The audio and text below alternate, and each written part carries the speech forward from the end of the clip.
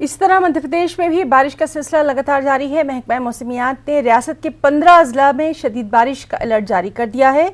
मध्य प्रदेश महकमा मौसमियात के senior officer SN Sahu का कहना है कि अरब सागर और खलीज बंगाल से आने वाली नमी की वजह से बारिश का ये दबाव बन गया है। आइंदा 24 से 48 घंटों में छतरपुर, टीकमगढ़, दतिया, सागर, शिवपुर, अनूपपुर, डिंडोरी, नीमच, मंदसौर, रतलाम, बालाघाट और मंडला में मूसलाधार बारिश होगी, जबकि राजधानी भोपाल समेत इंदौर, उज्जैन, होशंगाबाद, रायसेन, सीहोर, ग्वालियर और चंबल डिवीजन में गरज और चमक के साथ बारिश होगी।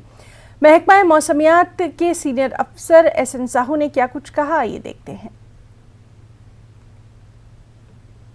24 घंटों के दौरान एक लो प्रेशर है जो अभी वेस्ट बंगाल के ऊपर है, उसके आगे बढ़ने की उम्मीद है झारखंड और बिहार के आसपास रहने से। और अपना एक जो ट्रफ लाइन है, ट्रफ लाइन जो है फिरोजपुर से के कलकत्ता तक जा रही है, जिस कारण से मध्य प्रदेश के अनेक हिस्सों में, पूर्वी मध्य प्रदेश में अधिकांश स्थानों पर और पश्चिमी मध्य प्रदेश में अनेक स्थानों पर वर्षा होने की संभावना है। और कहीं कहीं पर हैवी रेनफॉल भी हो सकता है। चंबल तो पूरा डिवीजन में कहीं कहीं हैवी रेनफॉल हो सकता है।